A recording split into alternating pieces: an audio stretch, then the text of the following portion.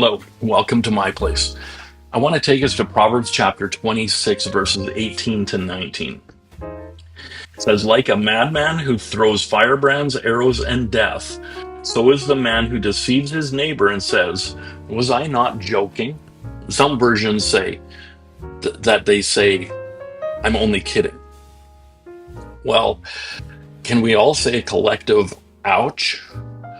Sometimes the Bible can cut right to the heart. How often in our lives do we say something and then we say, I was only joking or just kidding? We all will use the excuse that it was in good fun. But look at the verse. It says that it is deception, plain and simple. Deception is a lie. Wait a minute, that's one of the big 10. We aren't supposed to lie. But Pastor Cory, it is just a little white lie. Now, my answer to that is in the form of a question. Is there anything like little white murder, or little white adultery, or little white idol worship? It sounds foolish when you put it on other commandments in the little white lie category, but for some reason, it is accepted to speak a little white lie. We are told not to have even the appearance of evil. Yet we will do little things that are on the edge of what God tells us not to do. This is hard. Those of you who know me well know that I like to joke around, but I also need to be careful. There have been times, many times, when I was obviously joking, but the words that came out were just like this proverb. Like a madman who throws firebrands, arrows, and death. When that has happened, I have seen almost immediately the effect my words had on the person. Other times, it is later that I realize that what I said was extremely harmful. We need to think before we speak. Now, in James chapter 3, I want to read this passage to you, and you do know it, I'm sure. But James chapter 3, verses 1 to 12. Let not many of you become teachers, my brethren, knowing that as such we will incur a stricter judgment.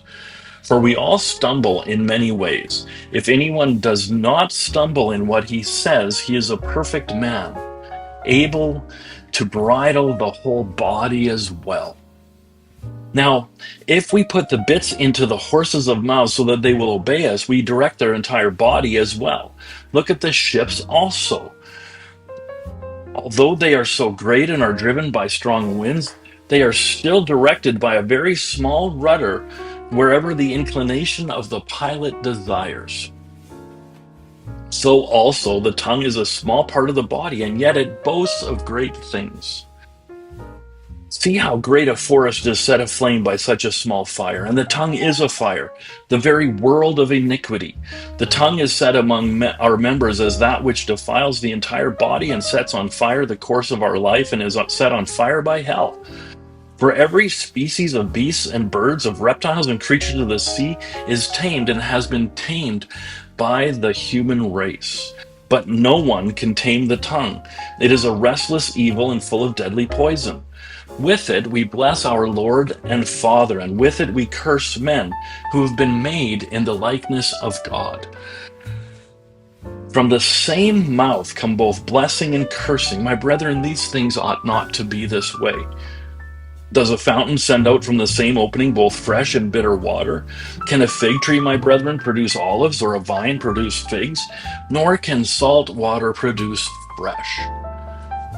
We need to listen to this, and then listen to it again and again and again. It is an important lesson for us all.